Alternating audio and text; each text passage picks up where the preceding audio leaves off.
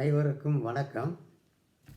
எல்லோரும் நலமாக இருக்க, நல்ல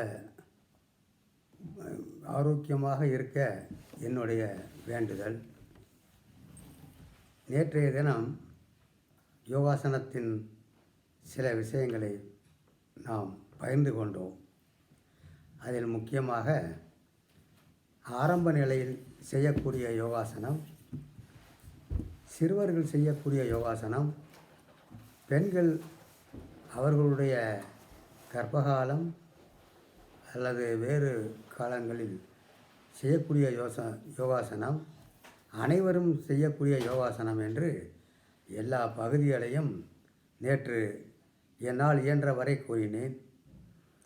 அதே போல் இன்று இந்த பிராணாயாமம் என்பதை பற்றி நாம் கொஞ்சம் தெரிந்து கொள்வோம்.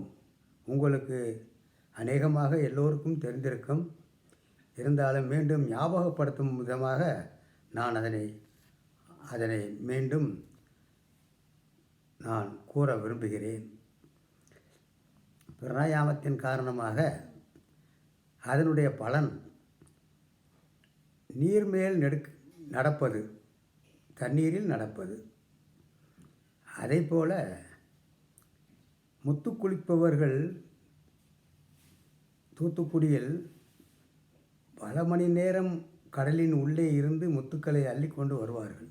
அதுவும் பிராணாயாமத்தின் ஒரு பாடிதான். அதேபோல் நான் நேரடியாக பார்த்த விஷயம், திருவண்ணாமலை என்ற ஊரிலே ஒரு அபூர்வமான விஷயம். சப்பாத்தி கற்றாழை என்று ஒரு கற்றாழை உண்டு. அந்த கற்றாழை ஒரு கை அகலம் இருக்கும், ஒரு கனமும் ஒரு நமது உள்ளங்கை கனம் இருக்கும், பசுமை நிறமாக இருக்கும். முழுவதும் ஒரு இன்ச்சுக்கு மேல் நீளமுள்ள நிறைய முள்ளுகள் இருக்கும். அதிலே ஒருவர் சாதாரணமாக ஒரு துண்டை கட்டிக்கொண்டு வேறு எந்த ஆடையும் இல்லாமல் மணிக்கணக்கிலே படுத்திருந்தார். அதுவும் இந்த பிராணாயாமத்தின் ஒரு அங்கம்தான். எத்தனையோ அதனுடைய அங்கங்கள் இருக்கின்றது. அதிலே எனக்கு தெரிந்தது சிலவற்றை பகிர்ந்து கொள்ள நினைக்கின்றேன். முதலிலே திருக்குறளிலே 2 பாடல்களை கூறி தொடங்க இருக்கிறேன். ஒரு பாடல், கல்வி என்ற அதிகாரத்திலே, கற்க கசடர கற்றபின் நிற்க அதற்கு தக. இதை கேட்பவர்களுக்கு இதனுடைய அர்த்தம் நான் சொல்வதை விட அதிகமாகவே தெரிந்திருக்கும். அதைப்போல எண்ணென்ப ஏனை எழுத்தென்ப இவ்விரண்டும் கண்ணென்ப வாழும் உயிர்க்கு. இந்த பாடல்களை கூறி நான் மீண்டும் யோகாசனத்தை பற்றி எனக்கு தெரிந்ததை கூறுகிறேன். உங்களுடைய கருத்துக்கள் எதுவாக இருந்தாலும் எனக்கு கிடைத்தால் நான் மிக்க மகிழ்ச்சியாக இருப்பேன். யோகத்திலே ஒரு 8 படிகள் உண்டு. இது திருமந்திரம் என்ற பாடலிலே உள்ளது. 1 இயமம், 2 நியமம், 3 ஆசனம், 4 பிராணாயாமம், 5 பிரத்யாகாரம், 6 தாரணம், 7 தவம், 8 நிறைவு. இந்த 8 படிகள் திருமந்திரத்திலே கூறப்பட்டுள்ளது. அதை விட இதை கேட்பவர்களுக்கு அதிகமாகவே தெரியும். வாழ்க்கையே இந்த 8 படிகள் தான் நடந்து கொண்டிருக்கிறது. இதை இந்த ஒரு என்ன நன்மை, நமது உறுப்புகளுக்கு என்னென்ன நன்மை என்று நாம் தெரிந்து கொள்வோம். அதைவிட நமது அங்கங்களில் உள்ள அவயவங்களில் அதை பற்றி நாம் இப்பொழுது தெரிந்து கொள்ளலாம். காது சில பிரச்சனைகள் ஏற்பட்டால் அது சிறுநீரகத்தில் பாதிப்பு என்று நாம் தெரிந்து கொள்வோம். உதடு எதுவும் பிரச்சனையாக இருந்தால் வறட்சி, வெடிப்பு, அரிப்பு, புண் என்றிருந்தால் மண்ணீரல் பாதிப்பு. அதேபோல் கை தூக்குவதற்கு கஷ்டம் அல்லது அதை எழுதுவதற்கு கஷ்டம் என்று அல்லது வேறு ஏதாவது அரிப்பு என்று இருந்தால் அது சிறுகுடலுக்கு பாதிப்பு. தொடை பிரச்சனை ஏற்பட்டால் அது பெருங்குடல் பாதிப்பு. கெண்டைக்கால் என்று அதை பாதத்திற்கும் முழங்காலுக்கும் இடையில் உள்ள பகுதி கெண்டைக்கால் என்று கூறுவார்கள். அது வலி இருந்தால், வேறு பிரச்சனை இருந்தால் மலக்குடல் பிரச்சனை. அது ஒரு அறிவிப்பு. அதை போல் மூக்கு அரிப்பு, வெடிப்பு, சளி, தும்மல் என்று பல்வேறு பிரச்சனைகள் ஏற்படும். மூக்கிலே பிரச்சனை இருந்தால் அது நுரையீரலில் பாதிப்பு என்று நாம் அறிந்து கொள்வோம். கண்ணில் நீர் வடிதல் அல்லது வேறு பிரச்சனைகள், பார்வை குறைவு, அரிப்பு என்று இருந்தால் அது ஈரலை பாதிக்கும். அந்த பாதிப்புத்தான் கண்ணிலே நமக்கு தெரிகிறது.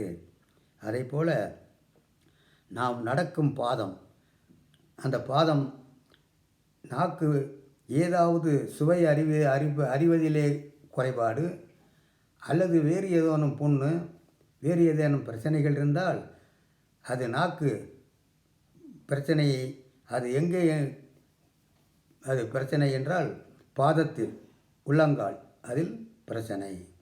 இதை போல் வாய் உள்நாக்கு, அதிலே பிரச்சனைகள் ஏற்பட்டால் இரைப்பையில் பிரச்சனை என்று நாம் சாதாரணமாக அறிந்து கொள்ளலாம். அதை போல் அடுத்த படிக்கு நாம் செல்வோம்.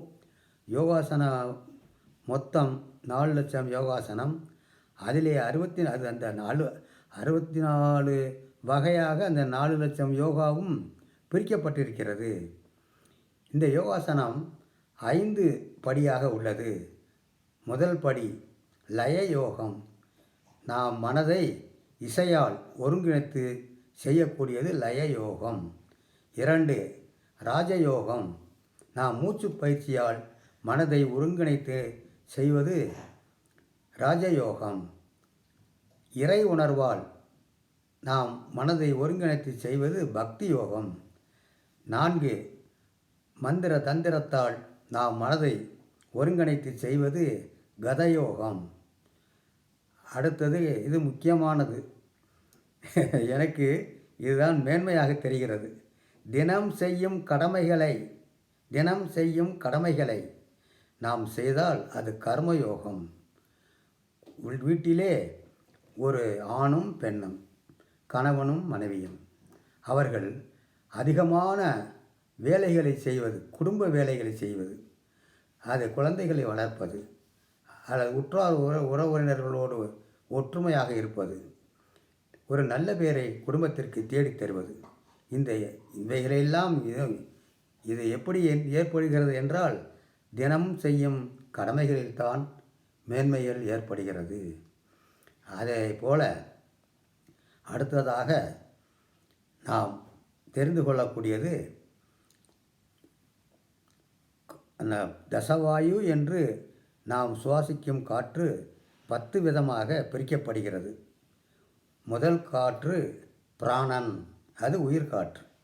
2வது அபானன், அது மலக்காற்று, அதாவது பெருங்குடல், இரைப்பை என்று இவைகளிலே இருந்து வெளியேற்றக்கூடிய அந்த காற்று அபானன்.